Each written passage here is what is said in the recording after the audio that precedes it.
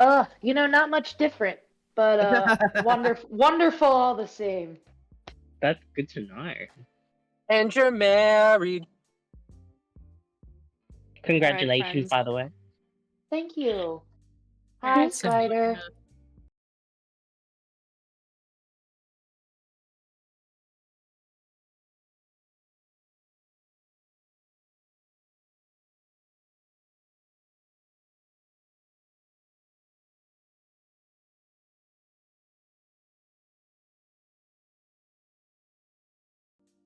We'll have So, at some point we'll have welcome Rose back. lead a craft corner session. Oh my god. All right. All right. Let us start. So, Let us. are we done? Yes. Yes. Are you sure? Maybe. All good. All right. So, friends, welcome to our first official plot-related session since October. Wham. So, a lot of things have happened, and you have all given me a lot to think about, and you have all given me a couple different scenarios. But, as per usual in a vampire game, the first order of business, let's roll those rouse checks. Can you do mine, sis? Of course. I'm already cleaning on the it. kitchen. No worries. Oh, Sylvia, you are at 4 hunger. Oh, zoinks, dude. Yeah, you're...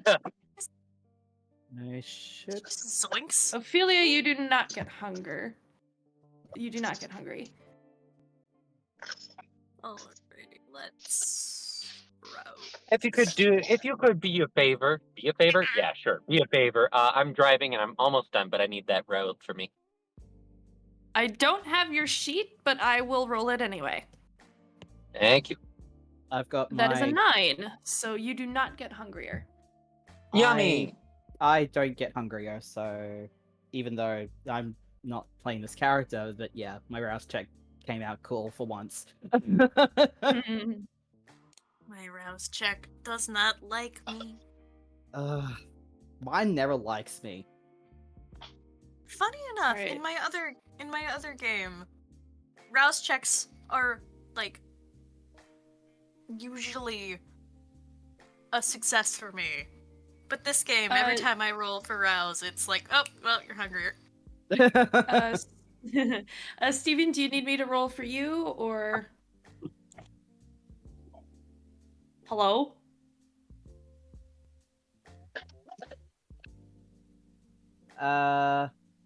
We might have lost Steven. Oh, okay. Yeah, honey, did you press the rouse check button once? No.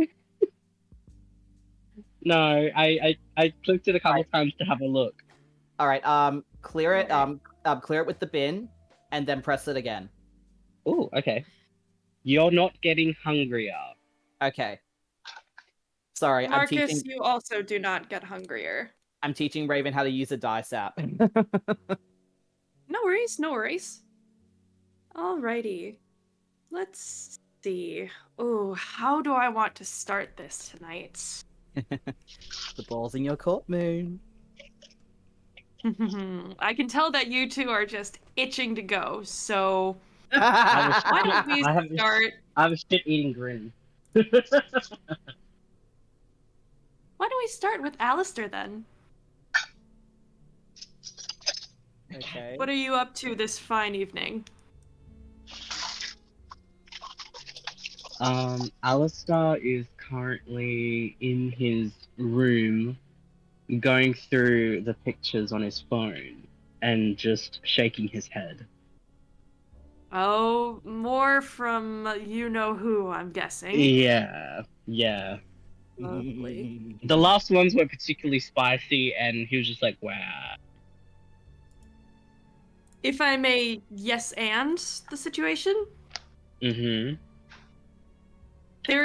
The pictures are from an extremely spicy party. It looks like they went all out with this. Like, it's like a boudoir, a burlesque show, and a rager all in one.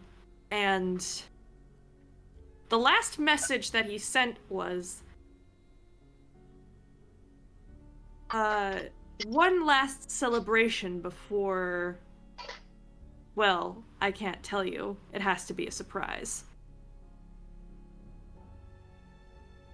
Alistair raises his eyebrow at that and contemplates what this guy is up to. Vale, do any other messages come through? No. No, they don't. Mm.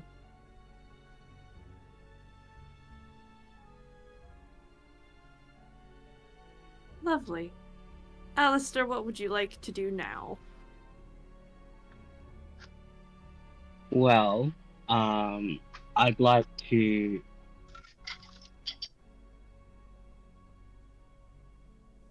I'd like to check to see if I have any messages from any of my friends. If they From the wanted to coterie? meet up. Yes, if they wanted to meet up. Yeah, why don't you, so you send a message out into the group chat. Does Mm-hmm. anyone respond?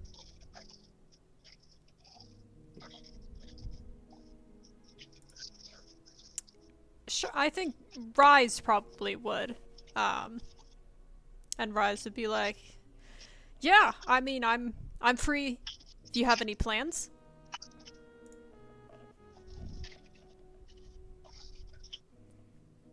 Ophelia quickly responds, no, can't.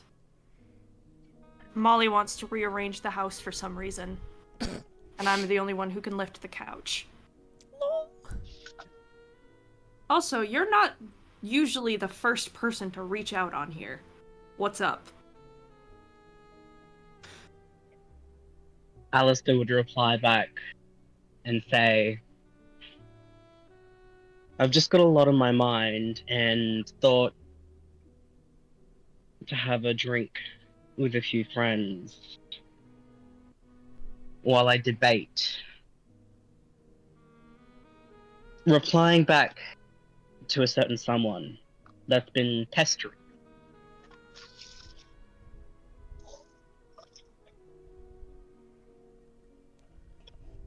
Perhaps a different Join the club, kid. perhaps a different view might help clear my head in deciding. Just send him a dick pic already.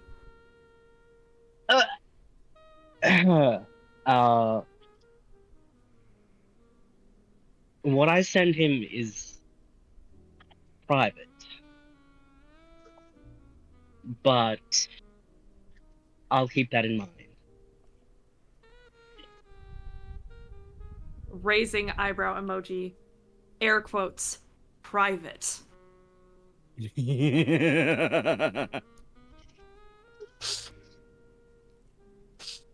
Anyway, has anyone heard any new news about the epidemic?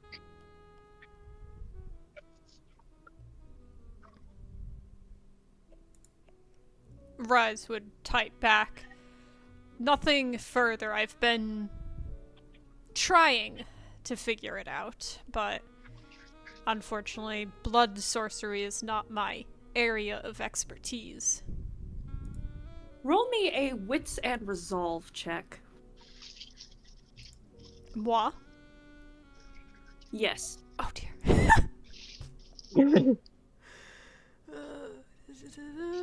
Wits.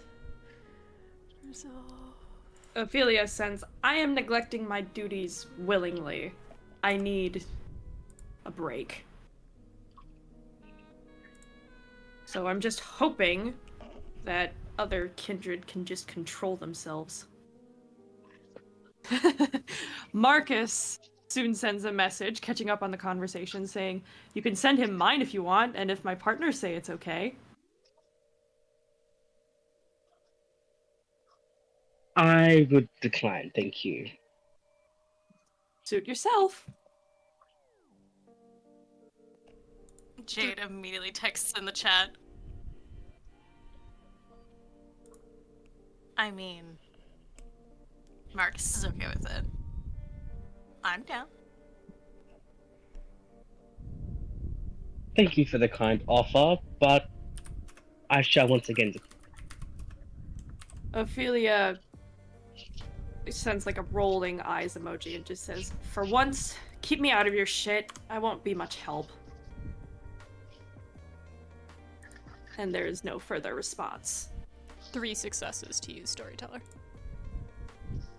You would remember seeing a small web news article that said that the pandemic was slowly starting to pick up. Slowly, it seems that whatever you did had a dent in it and has slowed the spread significantly, but it is still happening. Rise would probably, if he has the link, would probably like link the article to everyone.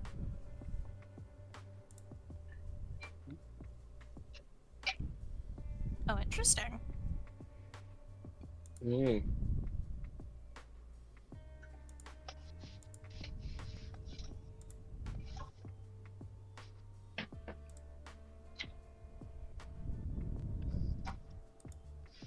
While Alistair was waiting for a reply, he bites his bottom lip and opens up the messages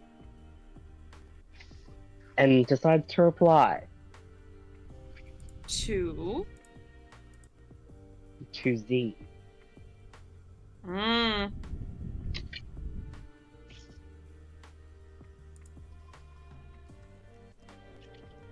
He types out,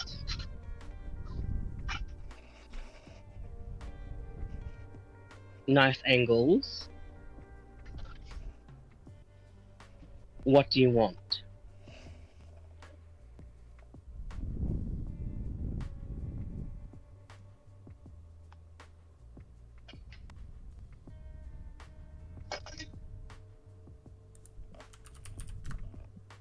Any response? I'm typing it to you now, Moon.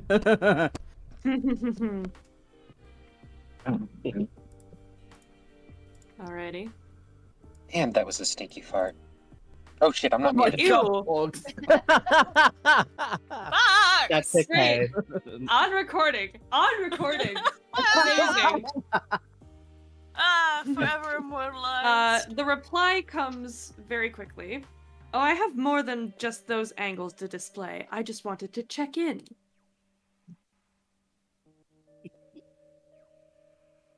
Alistair would reply,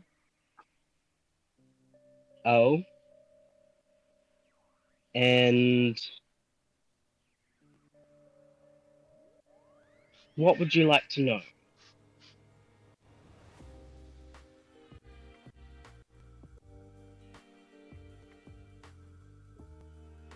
Dot, dot, dot. Dot, dot, dot.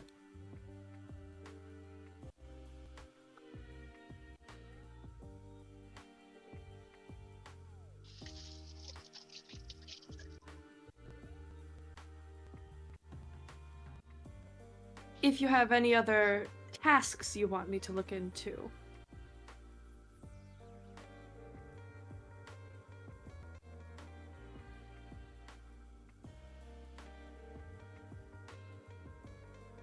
Hmm.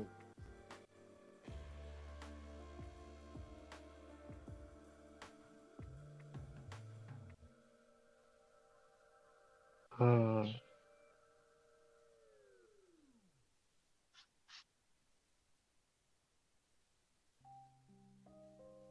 it's easier just to ask here. Vale, was there any other tasks? As we roll over. I don't think. Wait, are you asking me or are you asking the. Vale, just so I can make sure that I'm doing Alistair okay. Mm-hmm.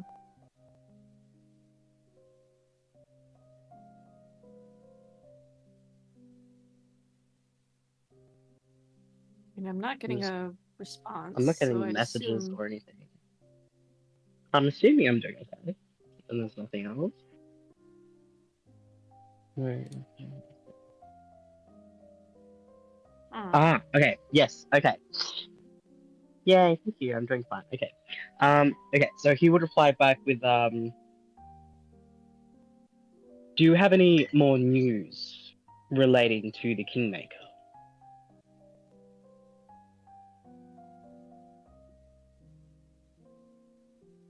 Huh.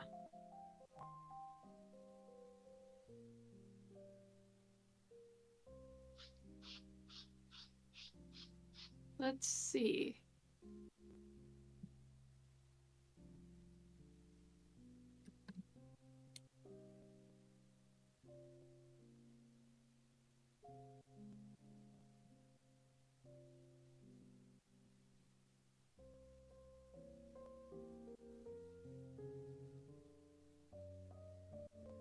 Do do do do do do do. Nothing that is already public knowledge, unless you are using this as a way to break the ice again. Sorry, can you repeat that? Nothing that is not already public knowledge, unless you are using this as a way to break the ice again. Alistair sighs. Well,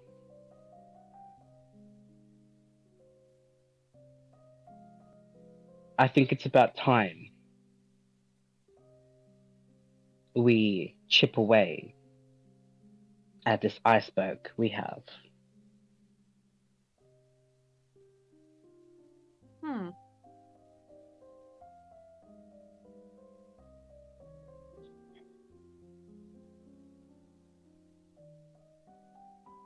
I have questions. And I think it's Oh, best if they are answered face to face. I'm already thought out. It's you that requires the chipping, my dear. There's a pause.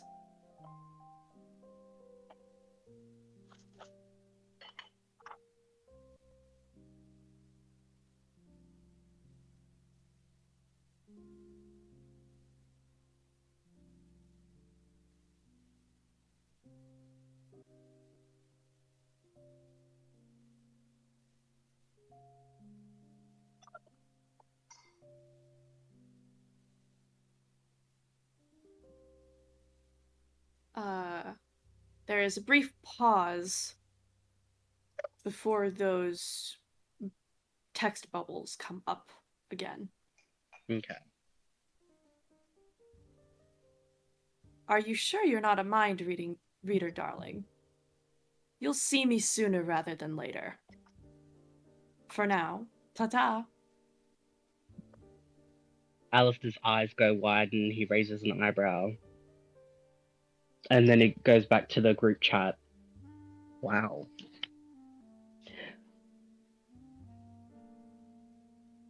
Are there any messages that he's about to read from the group? There is a private Marcus one did from send Rise. a message out into the group. I'm up to meet up for a drink. Me and Jade are already out. There was a private message from Rise as well. Mm-hmm. Alistair would Marcus. reply back. Nope, go ahead. Okay. And he'd reply back to Rise and say, perfect. I think I could do with a few drinks, and it seems that there may be one or two others that would like to join. How about we meet at the usual spot? And he goes back to the group chat. Rise will send. Ophelia pops up one last time and says, Broken is too busy.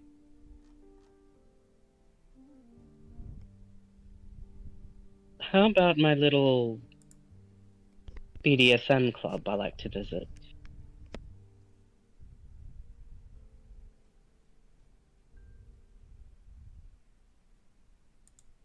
Marcus sends back a message. Now that sounds like fun. Marcus, you get a phone call. He picks it up. Hello. Mr. Payne, sir, I regret to interrupt your evening off, but it seems we have a situation back at the recording studio. Is it something that can be handled alone, or is my presence necessary? The guest residing in the speakeasy and her pet are going a bit stir crazy.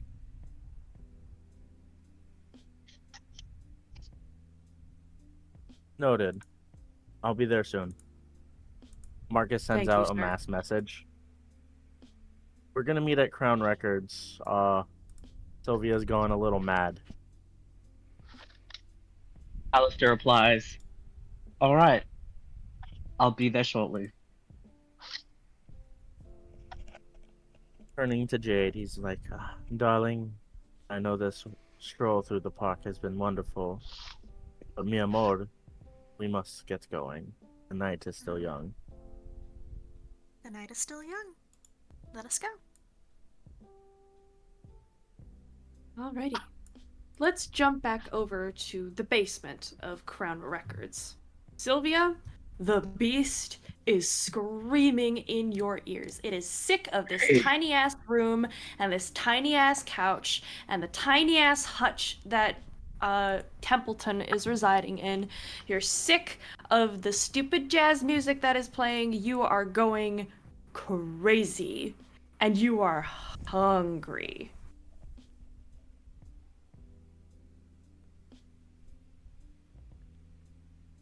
She's Lena, that's sort you. of. I know. I'm trying to think of what Sorry. she might be saying. Can you hear me? Yep. I'm trying to think of what she might be saying to herself. I think it's probably just like, where the fuck is everybody? What the fuck is going on? Where the fuck is everybody? What the fuck is going on? I need to get out of here. I need to get out of here. I need to get out of here. I need to go kill somebody. I need to go eat somebody. I gotta go eat somebody. I gotta go. Oh, I've never killed somebody before. I'm I do- so hungry. I'm so hungry. I'm. I do have a question. Mm-hmm. Two things. One, did we recap last episode? And second, if I remember correctly, Marcus said that she would be provided blood if she wanted it while she's being taken care of. Some added notes. I I think think she's it- just sort of worked herself up into a froth That and makes ran out Yeah. of blood. total sense. the only blood that is available at the moment is from pain and panic, which Sylvia refuses to drink from. Out of Yeah. principle. Out of Mm-hmm. It's so tempting. They're right there, but you just hold yourself back enough. But the more you pace yourself in a circle and pace a rut I'm into the pacing. floor, I am pacing a rut into the floor. Genuinely, there is a groove. every time you pass by them, they start to look more and more tempting.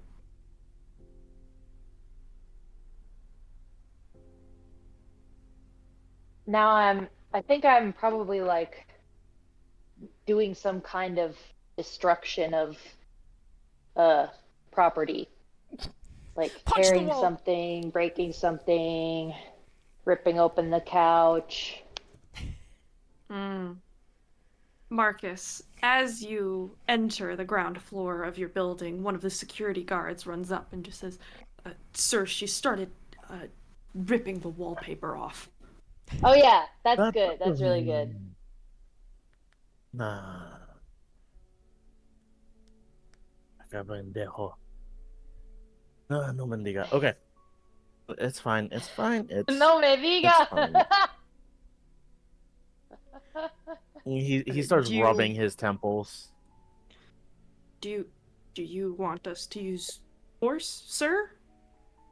No.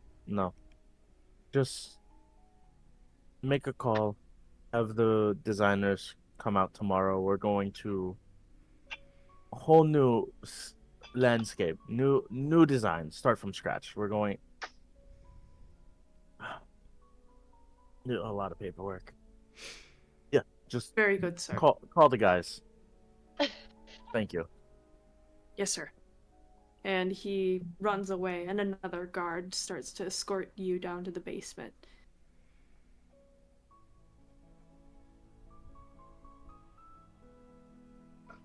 Hola, amigo. Oh, hey, Marcus. Going a little mad. Destroying my work. Oh, this is your house? I forgot. I thought I was in prison. Wheeze! No, Mendiga. We have friends coming over. What friends? Our friends. Oh, like the gang? Most of them. Have not Okay. heard from Joe and Olivia. Do not let Joe within 10 feet of me, I swear to God. I do not want to see him right now. Funny you should say that. Where is Everjo right now? So, if you no. could remind me what was the last session? I don't know if we did a recap. Last official session. Let me Yeah. see. I'm gonna pull up YouTube. Because I've still got two damage. I didn't fully heal from the 5 damage that I took from Ophelia punching me and rupturing my rib cage. So I've healed that up to 2 damage instead of 5 superficial. But other than that, I don't remember everything that happened. I was going to Let me ask, was see. the party technically the last official session, or was that more of just some fun for That us? was sort of a interlude. The last Yeah. official one was a security breach. Heh. I say beach episode is canon, but it's a beach episode. Eh. Because I don't remember where we left off with him. I remember Hold on a second. that I was yeah. Well, all I know is that where he left off with Sylvia is Yeah. that he revealed the lore behind his connection Oh yeah. to her. Yep. Yeah. And she got really All pissed right. off I because think, she is yeah, too last official one independent was for the that shit. hospital. Yeah, last official one was Ophelia scolding you all for Right. doing something reckless at the hospital. That was the official plot-related one. Right. That's And Lena hasn't seen your hasn't watched that one. I think Sylvia No, I made have some not. actions. Right. Gotcha. Yeah. So She I guess still What did we I wants do can. to during that learn one? that one. She still wants to learn that one thing from Averjo. Yes, as well as she was told in that episode that she wasn't in what Averjo did, or for every for the Yes. For the but plague. Lena doesn't know that. Yeah, Lena doesn't know what Averjo did. No, I know that he like donated a great deal of blood to make a like healing potion or whatever. Yes. And then I got Roughly. really jealous because I wanted to be able to do that too, but I couldn't because I was locked up. So now I think where Sylvia stands, she admires Averjo for that but also she's still angry at him for the other thing, and also now she's probably angry at him that she can't be free to help and that he's doing all of it. I think that's where she stands. Okay, so Does I'd that say make sense? yes, it does. Averjo doesn't know that. I think Averjo will say that the beach episode was canon for him, and he probably went back. And I think today is a relaxation day for Averjo, still riding the waves of yesterday, and is currently just been I think he stopped by the fat cat's place to grab a pastry, and has just been enjoying uh, a croissant. Nice. It's just he's kind of, his phone has been to the side, hasn't really been looking at it. Not very important to him. He just likes to watch and read all the drama that goes on. I think he reads Twitter. Uh, Oh God. Yeah, Amazing. I can see why he's absolutely insane then. mhm. Like it's like smut for him. Every now and then he'll just look at the human condition by going onto Twitter. Mhm. Oh my god. Anyways, let's zone back in the basement.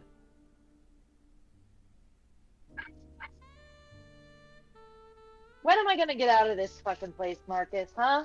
Huh? When? It better be right now, or some heads are gonna roll.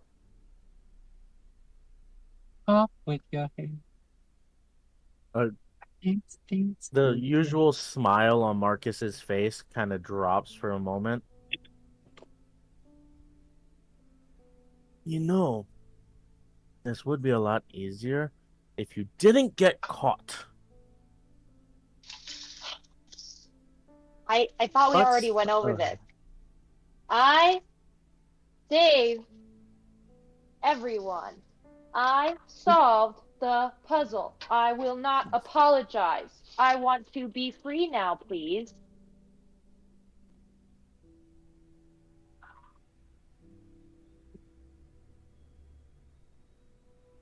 What are we gonna do?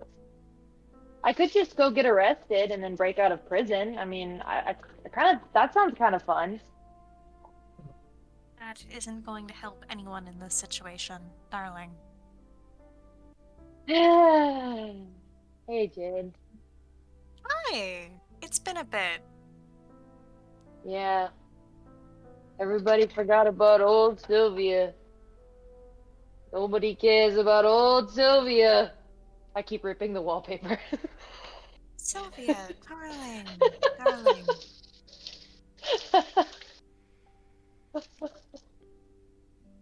Sylvia, as you laugh, you feel at the corners of your eyes something cold sliding down your cheeks.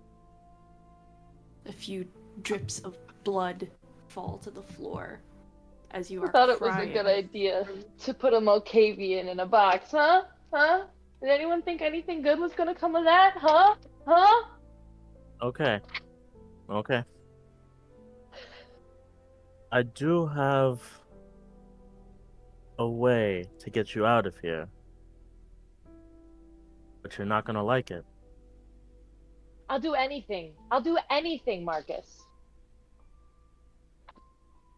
Marcus walks to Sylvia, takes her hands, looks her in the eyes, and for a moment, this high achieving man drops, and the mob boss comes forward. Ooh. Do you know the full definition of anything? I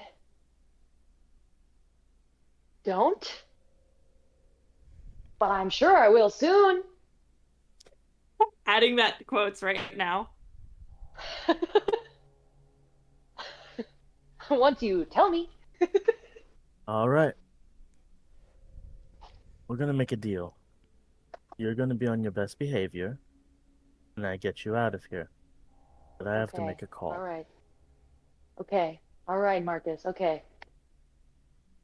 I'll be good. Good. He walks over to Jade. His businessman comes back up. Hon, I have to make a call. I'll be right back. Of course.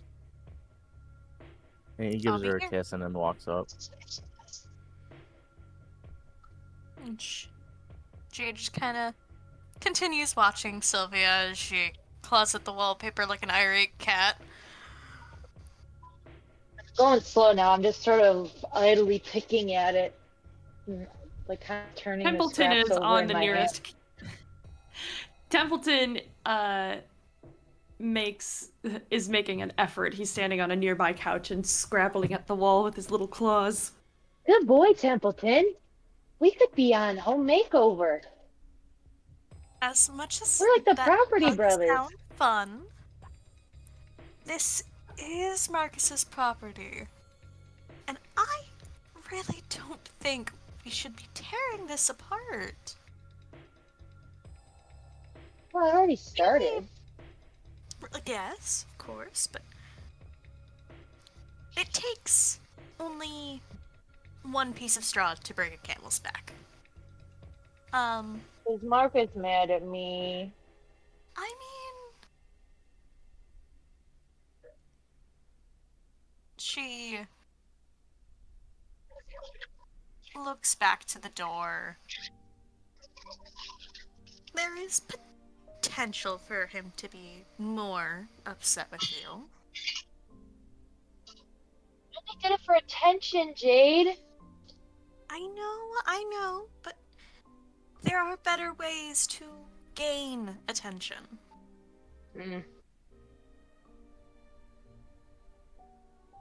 Acts of dramaticus are always quick and easy, but they usually leave bigger blood stains than they mean to. Sound like my court-ordered therapist. Ugh. Right.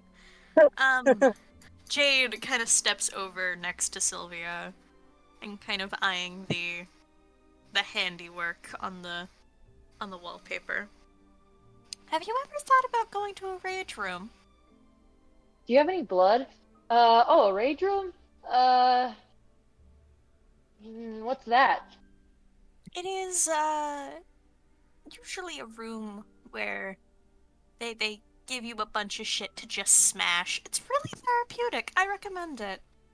Oh, I don't need a rage room for that. I broke into a building, remember? But that sounds kind of fun. It's legal? Yeah, no, it's legal. Like, Oh my you God. pay like a couple of dollars for it, and they just let you absolutely go batshit in a room. Whoa. I should Okay. take you to one. I think you'd enjoy it. I'd love that. That'd be cool. I don't know if it Yeah. would feel as satisfying knowing that it's allowed, but maybe it would Well, still be fun if you could pretend. I'm good at exactly. pretending. Pretend. So, how about we step away from the wall? And she politely kind of takes Sylvia delicately by the arm and leads her over to like the couch. Sylvia just is completely limp. She completely obeys Jade. Just sort of limply flops over. Yeah, she just sits her down Now on the couch. she kind of looks a little bit catatonic now. Like Jade kind of had like sort of some kind of hypnotic effect. Sorry, my dog is currently committing crimes. Alright, Sylvia. We're gonna be nice and calm until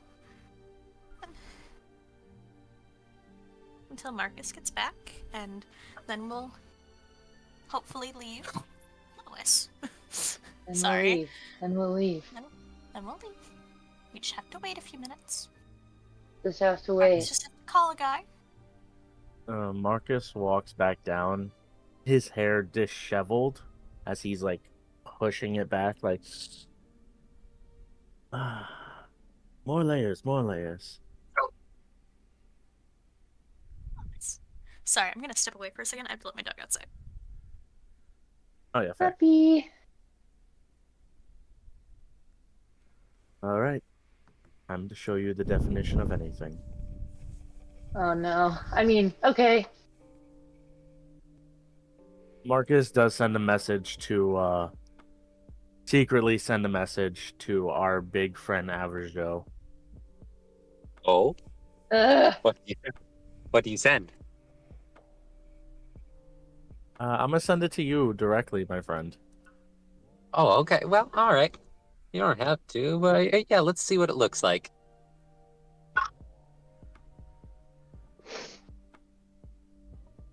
Send me a message. I want the message. Message me, we do. Okay, Averjo's in his camper, and his phone goes off. He is currently Forgot he writing in drives a 3 fucking camper. Yeah. I keep forgetting that it's it is a camper. It's a high-end camper.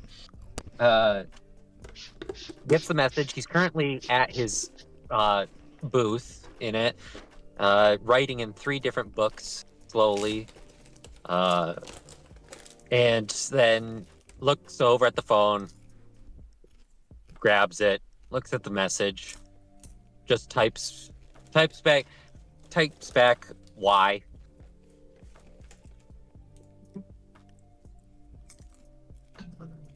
Oh, why? Just why. The letter Y or Yes. The Just letter a Y. singular why. Yeah. Marcus pauses. Is like, is he asking a question or is that yes? I don't know. I don't know. I don't Kind think of I. looks over at it. I'm entirely honest and not sure. I think This, by the this. way, out of curiosity, Moon, based on parallel sessions that we've been running, did his dream, his other dream happen last night or last morning? Would you say? I'll say it happened 3 nights ago. Good to know. All right, that's how I know. And then it just, since I don't get a response from Marcus, he types back Y, as in just spelled out WHY. Oh, okay. That makes a lot more sense. We're gonna need to make Marcus. a table of contents on average show lingo. It's called Averjoology. Oh goodness. There has Similar been to- one of his. Some kindred have wrote it about him. So while he waits for a response on that, he's going to go to his dresser, get some of his pants out, snip a few of them, and just kind of rummage through a few of the dressers and areas and cupboards, looking for a few different things. And before long, he has a raucous and pile of just general interesting things that I can describe later on the table. And then the phone goes off again, and he looks over. He sees it.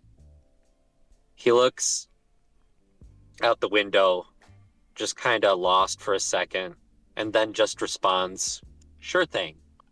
And he gets on the wheel, and he says, "Mary, will you be a dear and make sure nothing actually falls over and makes this whole entire place go, kaboom? Make sure they don't fall off the table, please."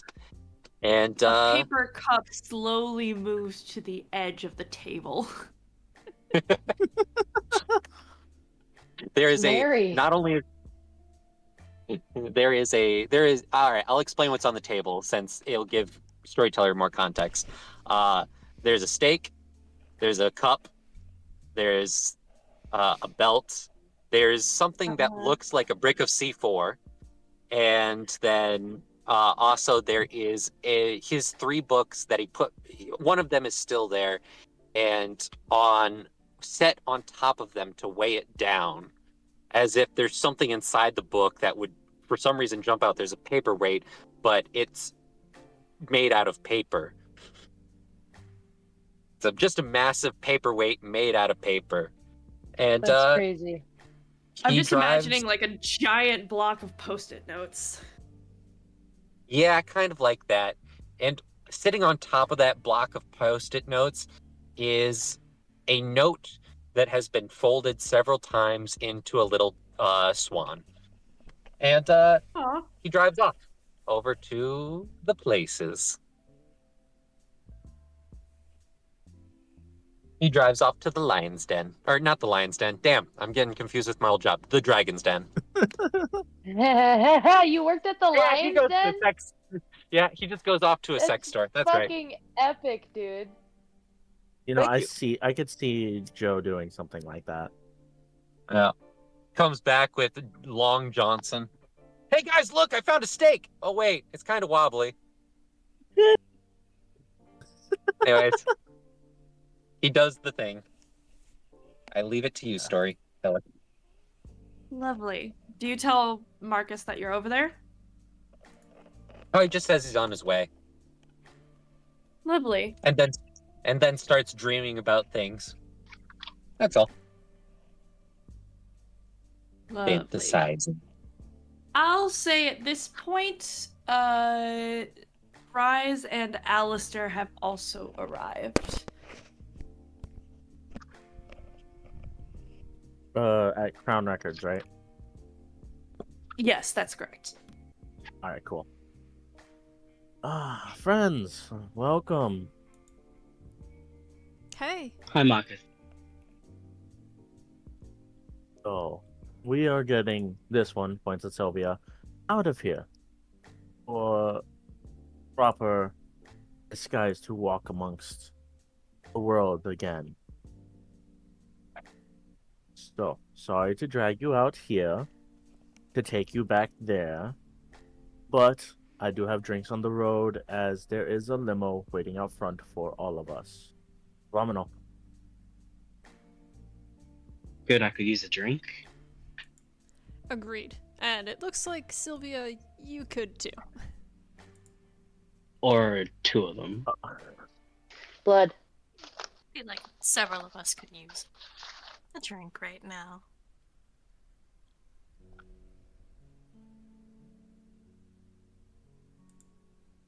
Alistair follows Marcus to the car.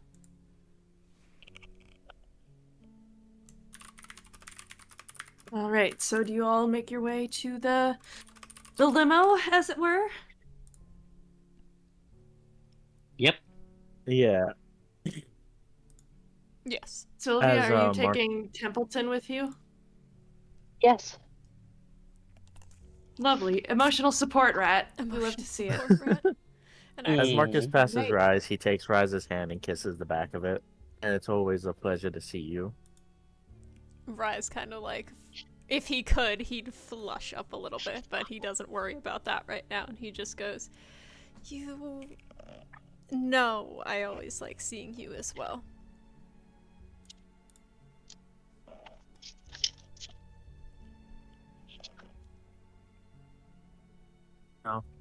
Let us be off. And he ushers everyone into the limo as much as he could. And starts pouring drinks for everybody. I'll say that everyone has enough to slake 2 points of hunger. What about me? Damn. You go down to 2 hunger. Okay. Where do I put that? On the depot, I'm assuming. I'll mark it for you. So it's on the back here. And then goes from 4 down to 2. Thank you.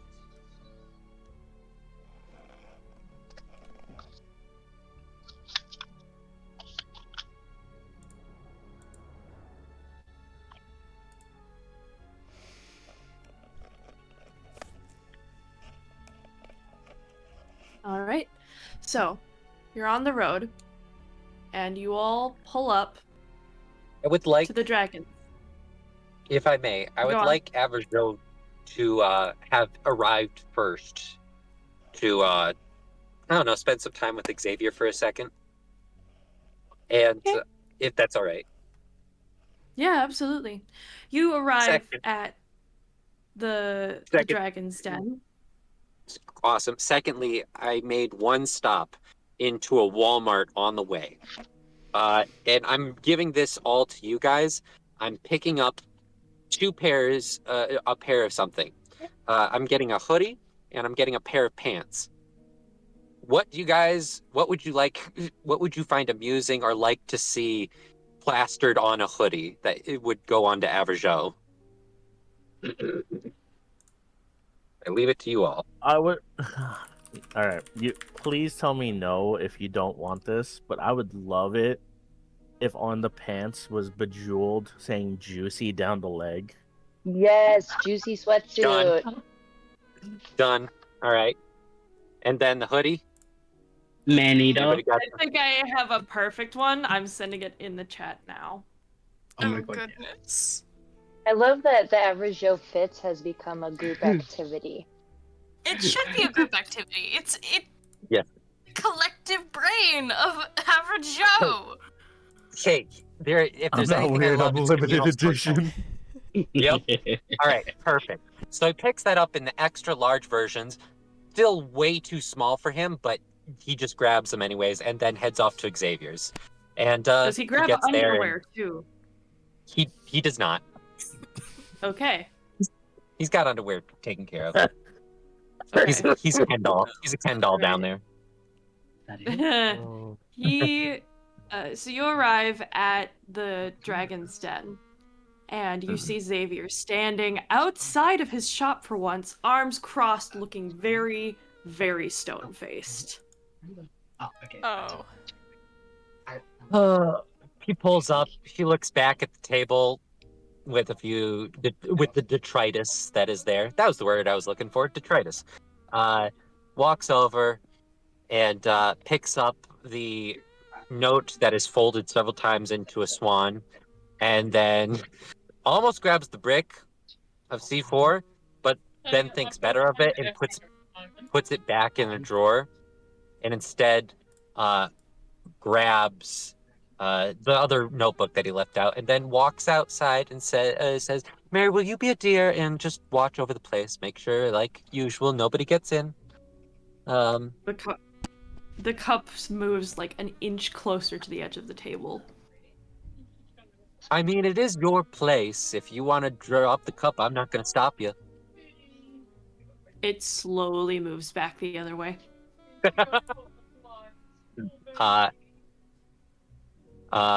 Hey, Alistair number 2, you've got some audio coming. Sorry, my kitten No, almost it's all fell off good. the top of the tower. It's all Oh good. no! She's okay. Oh, okay. Good. And then he'll walk out to greet Xavier. Just kind of waves as he walks up.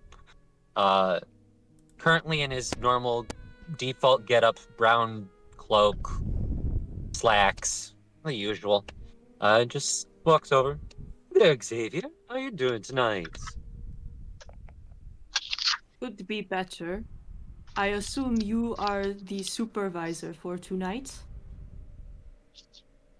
I got a little bit. I just got a message, so I thought I'd be over. Plus, yes, huh. He's kind of like rubbing his tongue along his teeth and looking up, thinking, "Yeah, this is gonna be interesting. I could set something up, a little bit of a ritual that way might make this a little bit easier. I'm thinking, something to calm. Yeah, that would probably be the best. Anywho, how you been lately?" I have been fine. Business has been good. Yeah, that's good. Here, take me in and show me a place where I can set up a few blood sigils. Need to make sure that I have something set up for when they get here. If you would. He raises an eyebrow, but What? wordlessly opens the door to let him inside. He walks in and lets Xavier lead him to wherever it may be safe and not offensive to start bleeding on the ground. He takes him to his personal studio in the back, where he does most of his work. You see the two other bird-like Slakta lounging on some of the couches. They look very, very tired. It looks like he fed from both of them this evening. And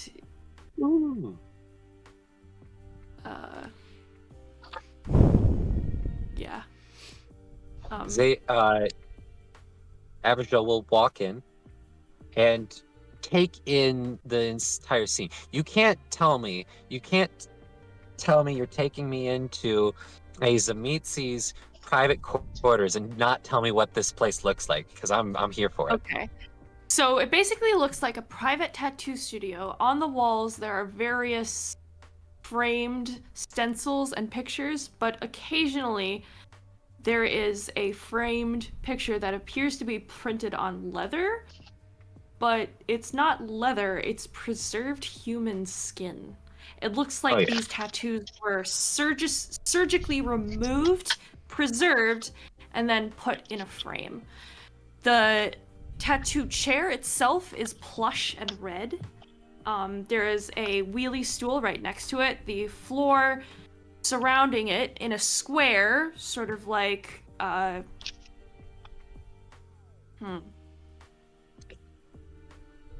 to think. I'd say like 6 by 6 feet. It's linoleum. Let's do like 8 by 8. In an 8 by 8 square is linoleum, and the rest is hardwood. A deep, rich hardwood.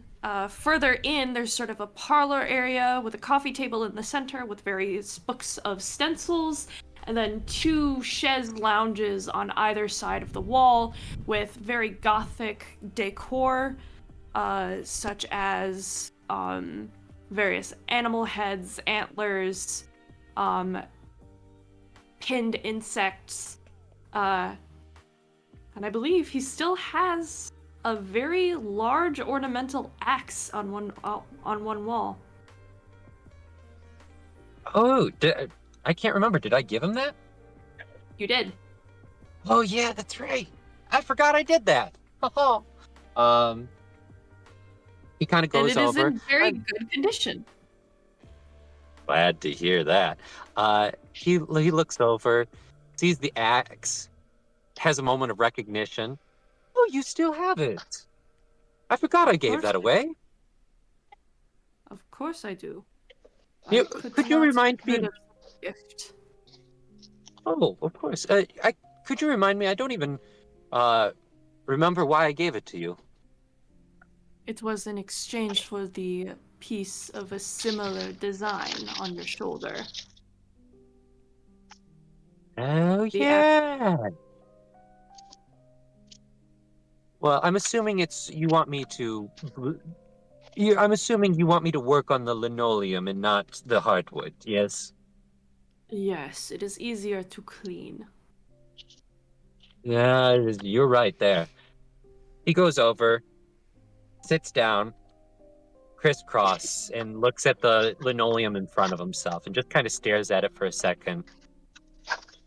A few seconds longer than you'd expect somebody that's about to start a task, and then just looks over at Xavier, smiles, and then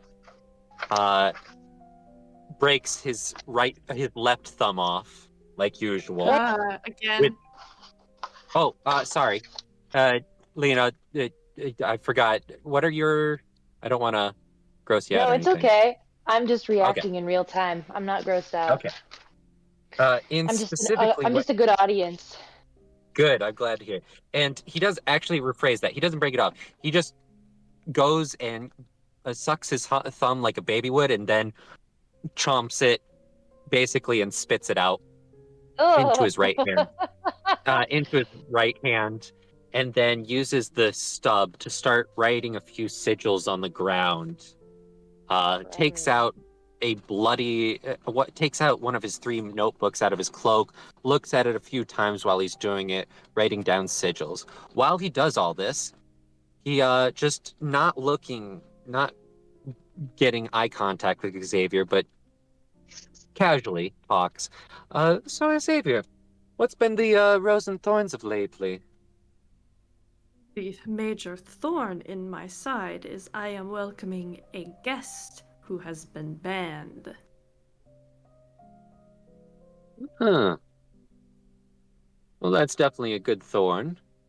Any roses? Business has been a bit more active coming into the Yes. holiday season. Nah, business. That's good. I'm glad. I'm talking more personal. What's been something good going on in your life lately? Why are you here, Averjo? Why do you address me so casually? Because I talk to you like he does look up halfway through one of the sigils. Because you're an artist and a friend. I thought. I just like talking to people. I He cocks his head to the side and looks down for a second before looking back and up. I I don't know. Sometimes maybe I'm doing it wrong, but I've gone a long parts of my life without talking to anybody, so I don't know, I just like to talk. He sighs, his expression softens a little bit. Averjo, you are a friend. I apologize. I am not in the most best mood tonight for laissez-faire. That's fair. No, I get you. And he goes back to drawing. I get you. I mean, Sylvia can be a bitch sometimes. I do agree with that. But, she's she's learning. She's young, and she doesn't know a lot of things that you should really. I can't blame her. I think we all know what it was like to be that young at some point, or at least I think I remember what it was like. And, especially the youth these days, the neonates around here are weird. Um, I was gonna, uh, I was gonna ask, while I'm at it, I wouldn't mind getting some work done. Myself, actually. His Maybe a little expression bit. turns a little bit warmer. Go on. Well, I see, by the way, I just wanted to say, I love the work that you've got hang up on the walls, especially the leathery kind. Definitely seen that before. Thank you. It is. It's not like I haven't had that done to myself a few times myself. But I digress. You know, it's hard. It's been a long time since I've always been what I looked like, obviously. We all are. Um, I've had some changes in my life and how I look, but overall I've stayed very, very much the same. Except in the past I was able to hide, and I'm not able to hide as well anymore. And I stand out so much. And maybe it's because I feel like I'm getting taller every century. But a man of my stature is hard to ignore. And he finishes the last sigil and then asks, so because of that, I was wondering, oh, can you grab me something to put a little bit of a glass of blood or something? Of his or Of mine. he hands a cup to you. A very nice Thank looking you. absinthe glass. Ooh, I like the filigree on this. Very nice. And then, before I make the request, just got to finish this up. And then he puts both hands down on the sigils, and you watch as they heat up for a second. The steam rises. Oh, is somebody calling me? No. Okay. A subtle glow, illumination, like bioluminescence, comes from the blood for a second before it settles down. And as it's glowing, he takes his thumb, and again, just like I'm a little teapot, short and stout, he's going to use the spout of his thumb stump and bleed into the cup. And let me make my rouse check, because what I am casting is Gentle Mind. Uh, I which see. once somebody drinks from the cup, they will be protected from frenzy. Is it So for Lovely. let me. me? It is for you, Yeah, I'm guessing. You gotta give me a fucking sedative. That's so funny. and I don't get hungrier. Hell yes. Okay. Uh, he sits down and then stops. Once it's done, waves his hand a little bit, licks the stump. It seals again. Let me add 3 damage now because I've do this. So now I'm back to 3 superficial damage. Mhm. And then looks over at Xavier.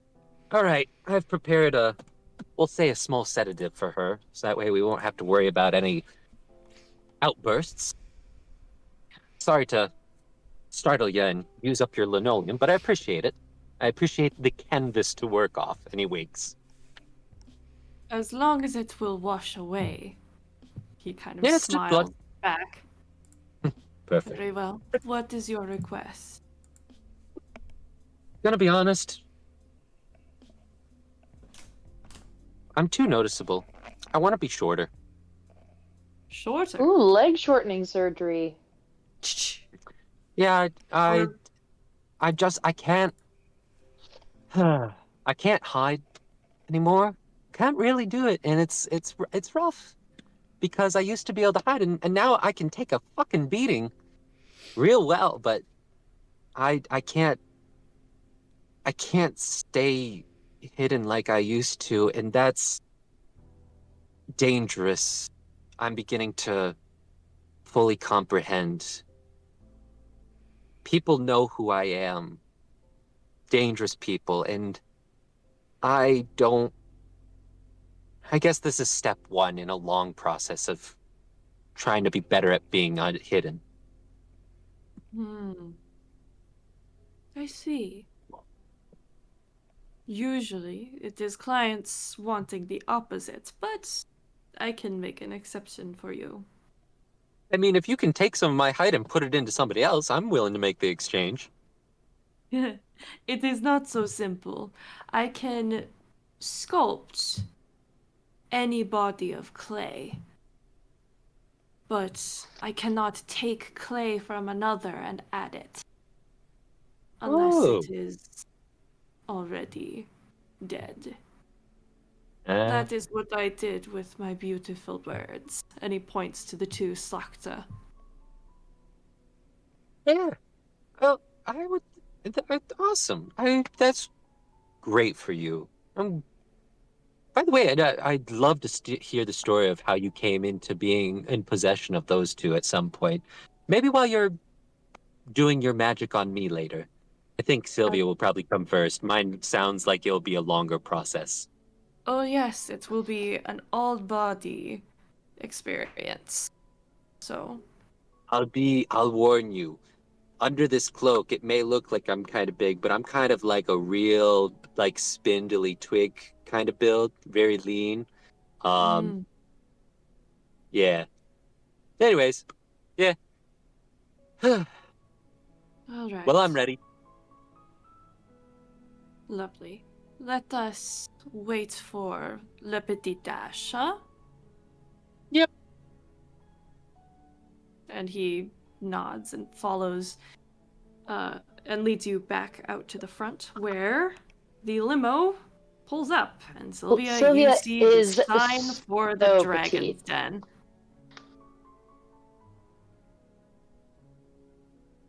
Oh, Jesus fucking Christ. Marcus. You said anything. I thought that would exclude this.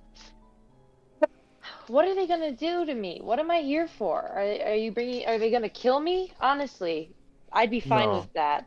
no. Not well. Depends on how you look at things. I, I, I will not tell him anything. I will not give him anything. That I will not speak to him. I will not look at him. But I will As long behave. that's all I ask. Now, let's go. Marcus steps out and holds the door for everybody. Jade will step out. Rise is silent Alistair will as get he out of the limo. Rise is silent as he gets out.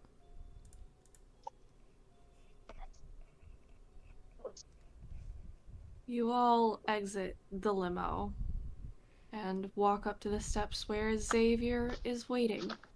He sort of gives a nod to everyone and then just locks eyes with Sylvia. I look away. You can see he gets a little bit. He kind of sneers a little bit, but forces himself to be polite and opens the door to you. Marcus steps forward and goes, "She has decided to be civil enough to not do anything, but refuses to speak or look in your general direction." I can work with that. Do you have a reference of the look that you're going for?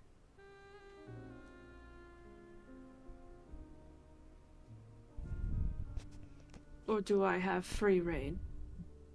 That's dangerous.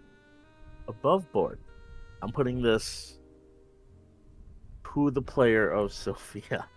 Yeah, does Sylvia know that this is what's about to happen? Has anyone explained it to her?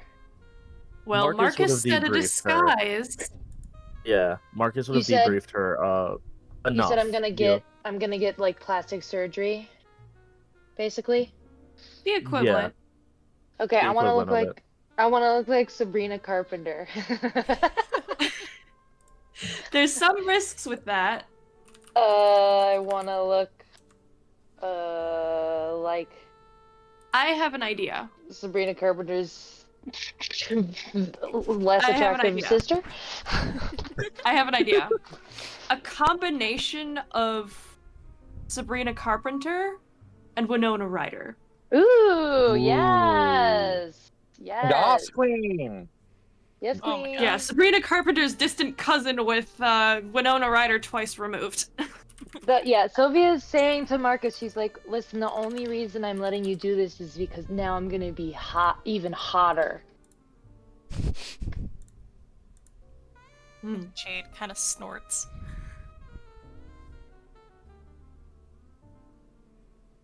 All right. So Sylvia, do you walk into the shop? Yeah. Marcus pulls up the two references for Xavier. I see. I'll see what I can do. And he walks in and leads Sylvia back to where Averjo is still presumably sitting crisscross applesauce. Averjo has Am I muted? No. Okay, good. Averjo has actually walked over to the corner and is actually going to rouse the blood to start fixing some of his superficial damage. Real quick. Might as well do some housekeeping while I'm here. Good idea. So with that, he's got 3 damage. Rousing the blood, I can heal. Let me look at my character sheet. I'm looking at my character sheet, trying to figure out how much 2 superficial. Mend amount. All right. Rouse check it. Rouse check. I get a little hungrier, so to hunger 3 and down to 1 superficial damage. So we'll just say his ribs are now fixed and he's missing a thumb still. Righty. And at the moment, he has. You know what? I'll say that you fixed all of like the major damage, so you still have a thumb, but the thumbnail is missing. What? You still have a thumb, but the thumbnail is missing. Hello? Hello? Friend, can you hear? Uh-oh. We might have lost Averjo. Please hold. We might have lost Joe. Arrow 404, Averjo not found. Are you back? Hello? Hello, testing, 1, 2. Hello? The answer to that question Hello. is no. Hello. There you are. There it is. You said I didn't hear anything besides. I fixed most of the major damage. What? You have a thumb, You but no still nail. have a you have a thumb, but you don't have a thumbnail. Okay. Awesome. And I think he will have kept the glass of blood with him currently. And he's just Mhm. kind of sitting there leaning against the wall. Still, the glass is in between the crux of his elbow as he's writing in one of his journals. So as you walk in, you see Averjo writing in a journal.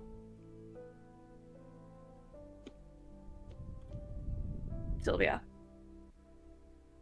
Wait, repeat that. Sorry, I was not paying attention. Sylvia, you see Averjo with a cup of blood sort of tucked into the crook of his elbow, writing awkwardly in a journal. Oh, let this guy in here. I did.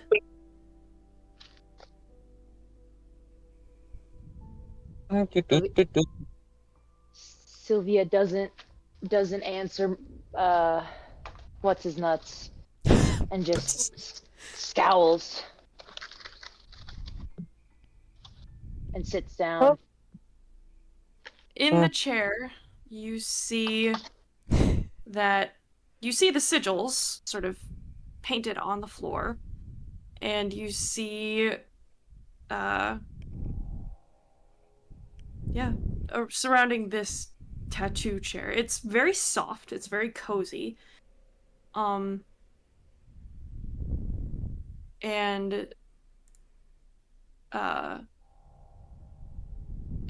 Averjo, remind me what Gentle Mind does.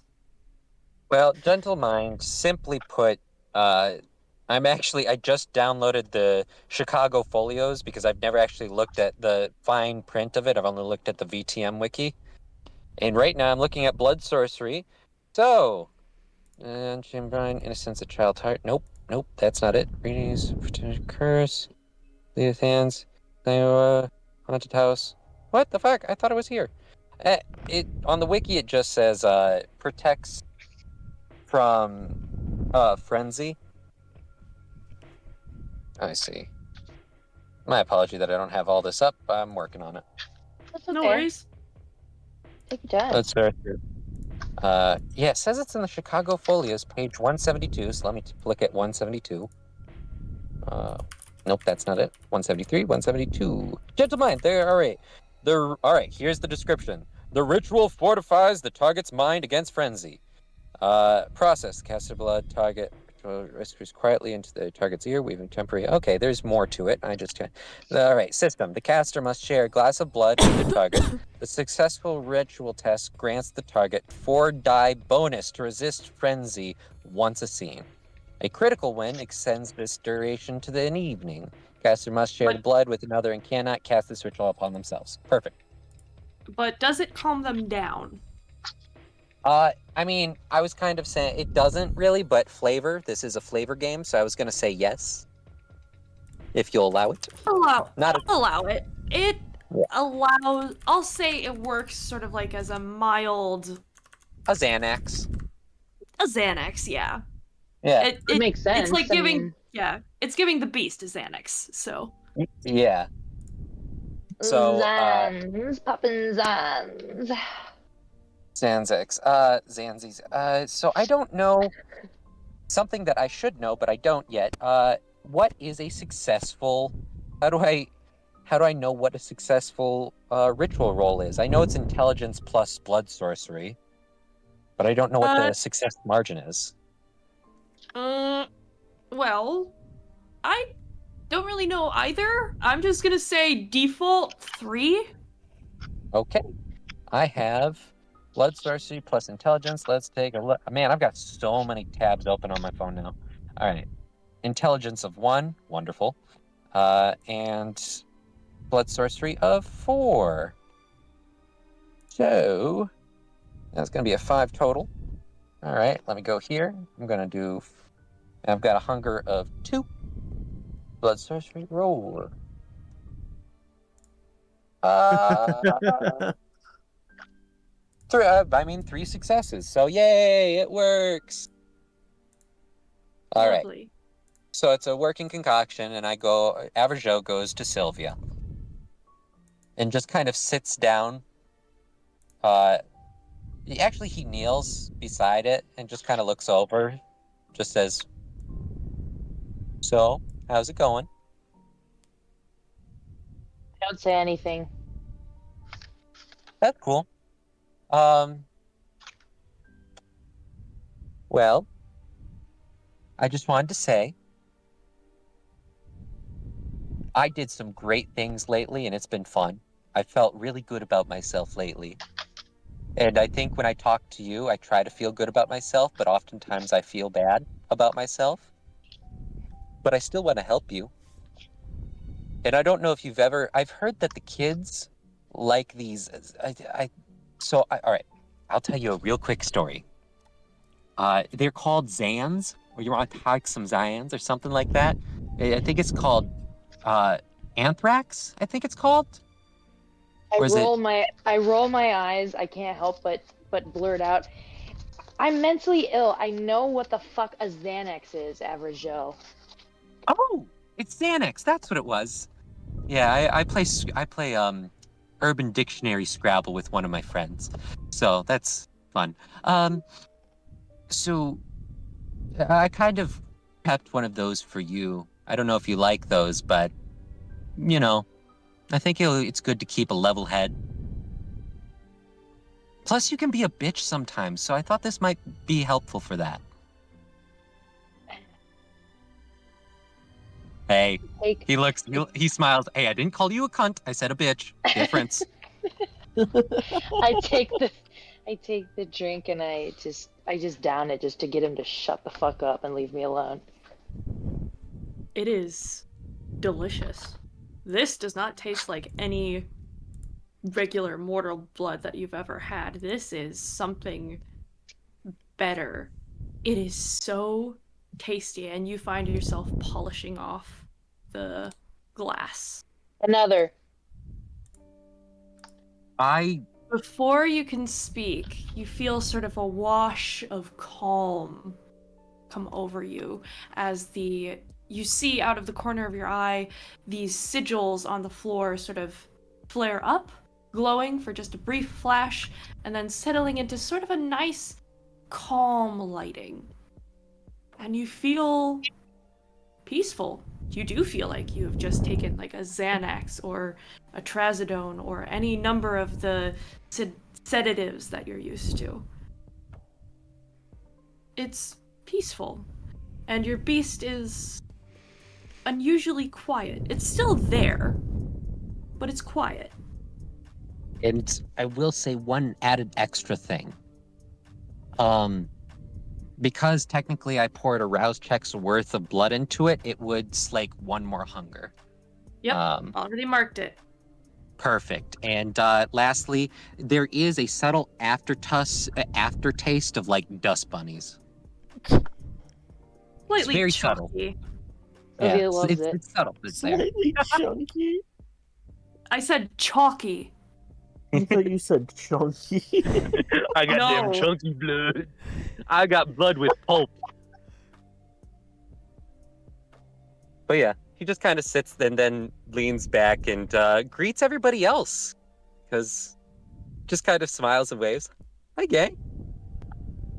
Hey, it's been a bit. Oh, you're the gemstone. Yes. Jade. I'm so glad you told me because I was going to say, like, opal, but I'm glad that was great. Yes. It's very nice seeing you, Averjo. Good to see you too, Jade. All right. Looks like I'm going to be here for a while. And looks like Xavier here has a little bit of work to do. So I'm going to sit back and write in my journal unless anybody wants to talk to me. And he goes over to the corner and sits down again. Starts writing.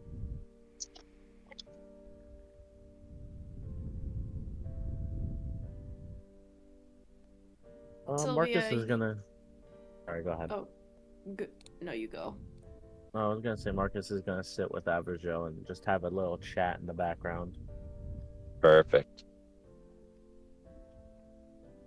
All right.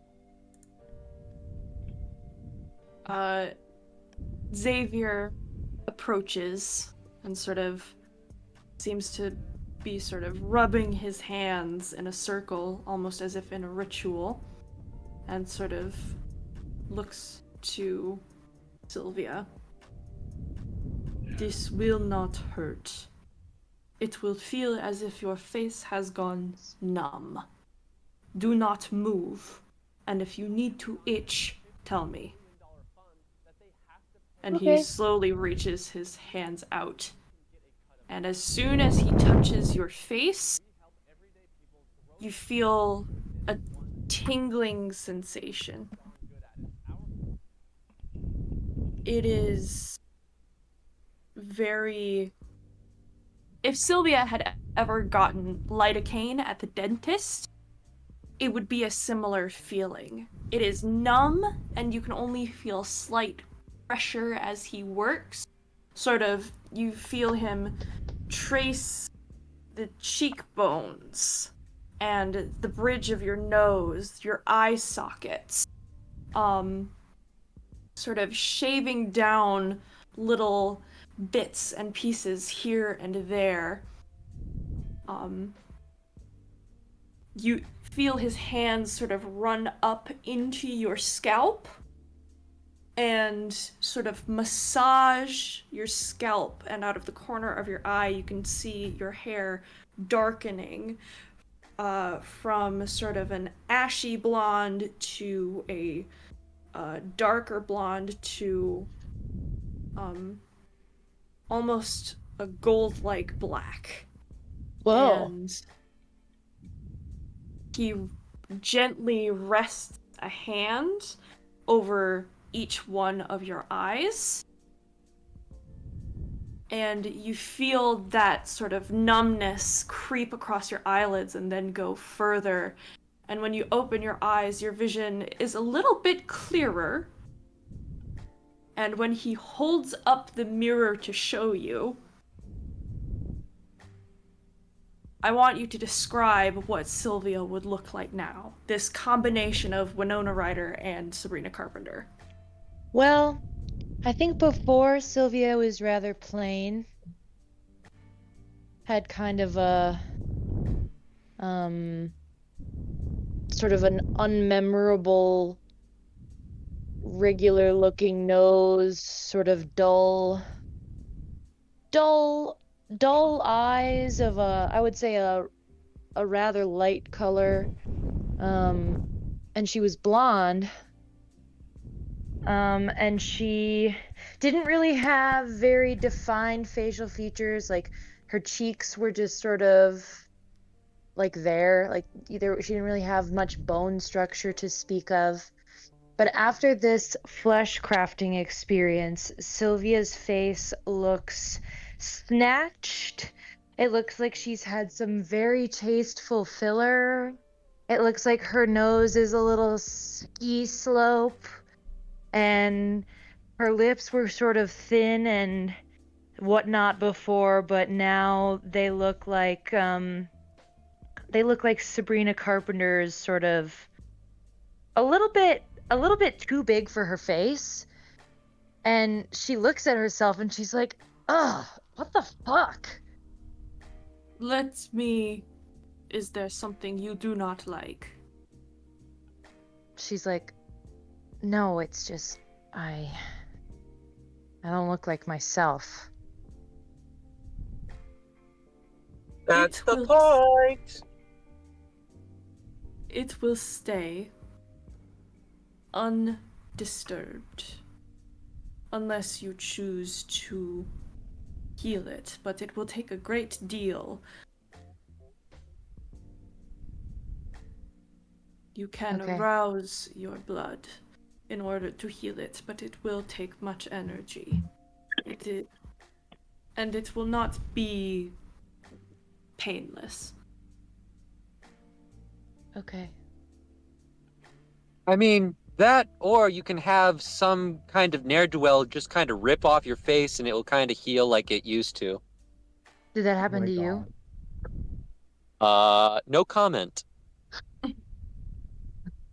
Xavier makes like one final tweak, making the lips a bit more proportional to the face, and then sort of exhales. And as he exhales, feeling returns to your face.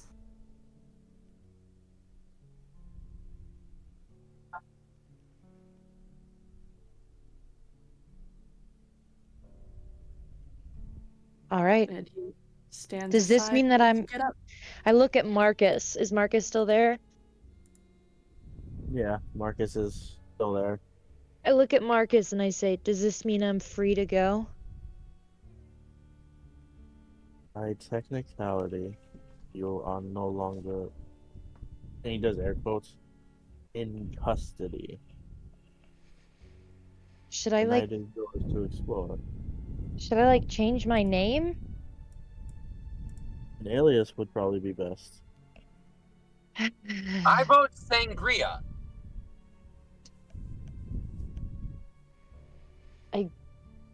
I don't know if that's a name, Joe.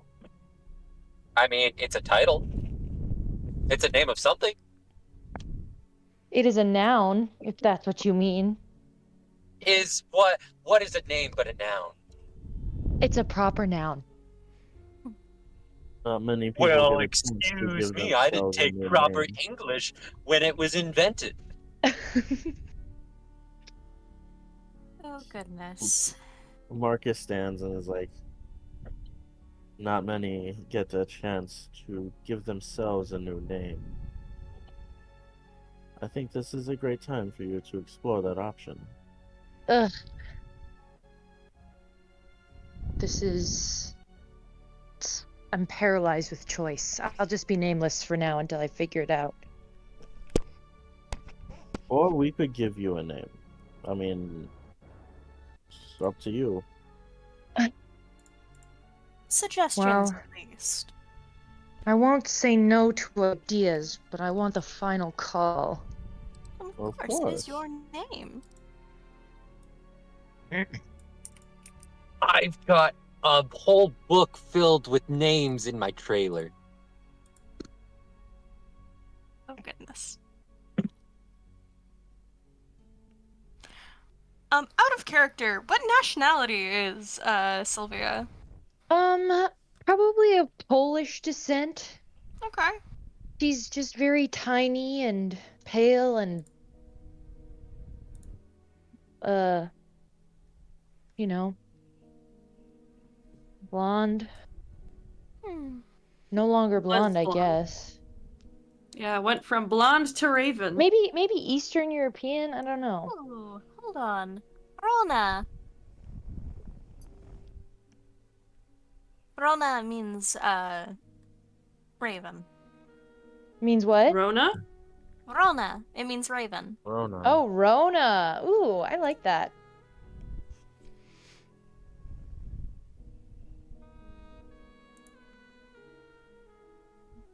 And then oh god, and then there's Branya. I don't remember the meaning of that one. That one might just be a name.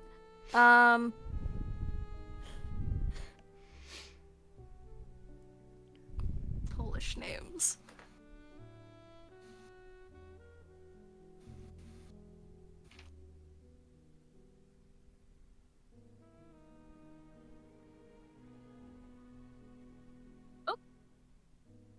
Oh no, we lost Joe. Fox, come back. There he is. Summon you from the abyss. Alrighty. In the end, it's all up to you. So.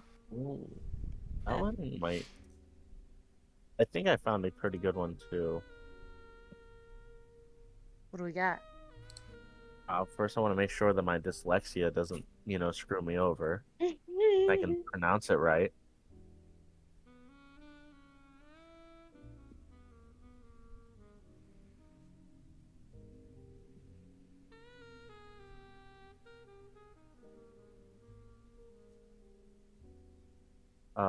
Merla. Merla. Merla. Merla. It means the Polish adaptation of Merle, meaning blackbird. Meredith. Ooh. I would go by Meredith. Meryl. Oh, Meryl. Meryl, Meredith. Many variations of the nickname.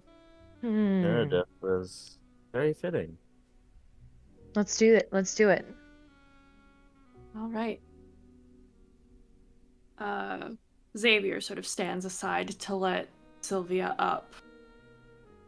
I'll make a note of the change in the name.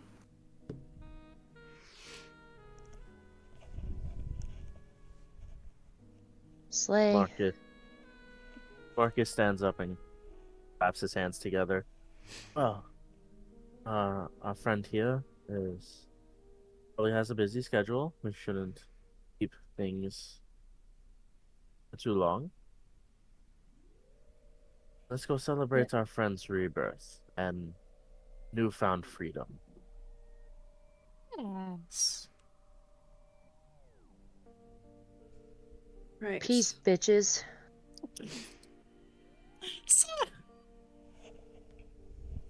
Meryl. Xavier kind of sneers and just sort of waves a hand. Alistair would say to Sylvia before she goes, you know, not everyone gets a second chance at life. It's a rarity. I hope you enjoy yours. Thanks, Al. She calls him Al, even though no one else does, and he doesn't like it. So Sylvia, Sylvia just to is be kind clear- of a bitch. yeah. So Sylvia, just to be clear, you're leaving alone, or are you joining everyone? I know, I'm saying peace, bitches to Xavier and co. But I'm guessing you're leaving the shop first. Yeah, I'm getting out of there, and everyone else can follow me. Mm-hmm.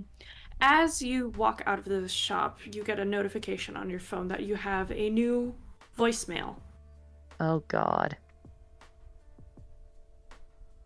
Who from? Mr. Warren. Oh no. Have I talked to this guy before? This is your boss. I thought I quit. You didn't. Oh God. I pick up the phone. Hello? It's a message. Oh, okay, I listen. Yes, Sylvia, I am terribly sorry to see what has happened on the news. I do not doubt that you had a reason for the things that you did, but due to this incident, I fear that in my good conscience I can no longer employ you at the university library. However, if there is anything you should need, or perhaps any resources, I can definitely send some things your way if you do decide to reach out. This breaks my heart. Sylvia's weeping. Thank you for your thank you for serving this community, and please take care. Click. She breaks down.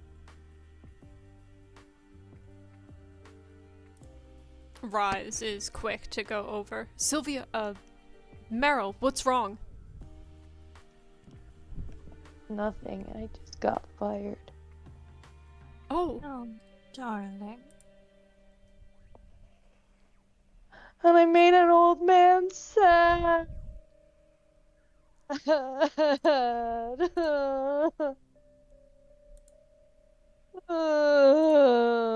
Rise is Don't quick Wow. to start up Panacea really quick, just rubbing her back. It's okay. It's I'm sure it'll all be okay. It definitely will. Alistair hears this and he walks out with his hands in his back pockets. What's happened? Is sad that she has upset her now ex-boss, and well, she looks to Marla to further explain.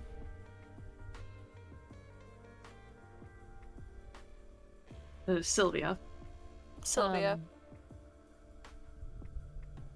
Sylvia's just crying and saying that I made an old man sad. I made an old man sad. This could kill him. Meryl. I broke his heart. Alistair walks up to Meryl. Meryl. With sadness comes happiness. It's a new chapter for you, and perhaps you can write him a letter. And maybe some flowers. Can we send him an edible arrangement? Of course we can. Okay. Sure. I hope you guys are happy. I hope this was all worth it. I solved the puzzle and now my life is ruined. And now I'm dead and reborn like a phoenix. That's You guys should call me Phoenix. Actually, that's not a bad name. Meryl the Phoenix. Meryl. Just Phoenix. Phoenix, okay. Concept. Phoenix is her last name. Oh. Meryl Okay. Phoenix. Meryl Phoenix. I have a IRL. I have a friend who goes by his last name because he hates his first name. So his last name is Hollywood, so everybody just calls him Hollywood. That's badass. That's very Right? funny. That's cool. So I mean, could run that way Okay. if you wanted. I'd like that to be the thing. That's cool. Fun fact: I know somebody who did a bunch of names, same P names with their kids, and it was Price, Pierce, Phoenix, and Payne. That's I love awesome. that. I still think my favorite set that I've met is 2 sets of twins: rhyme, rhythm, magic, and mayhem. Really? The same. Wow. Sorry, I love that so much. That's actually the same thing that happened to my dad's family. Their names all start with Dean, or D. So Dean, Dale, Dan, or Daniel, and Diane. That's so cool. That's cool. love things like that. Last one I'll share. This one guy I knew growing up. I knew his brother.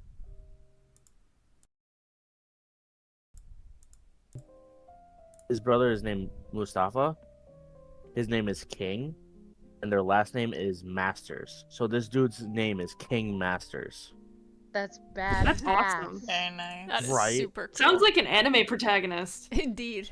That's Right? suspiciously similar to Kingmaker. Kingmaker. Dun dun dun. Yes. Dun dun The dun. only Now we know who experience the I real have big with bad being is. born with a cool name is a friend of mine named Riot. And their last name literally means to break glass. Wow. It's Italian. That's- I don't remember how to pronounce it. Just as a reminder, we are being recorded. Oh yeah. Whoops. Huh. Hi, gang. Hi everybody. Let's transition here. So I'm gonna head wrapping out. up this scene. Okay. Good Bye, night. friend. Have a good Thank you night. for a great Love scene. you. I missed playing around with you guys. We Alrighty, missed you bye. too. Have a I love you, peaceful we night. sis. Love you Love too. you Have so a good much. night. Thanks again. You're the best. Bye. Bye. Bye bye. Wow.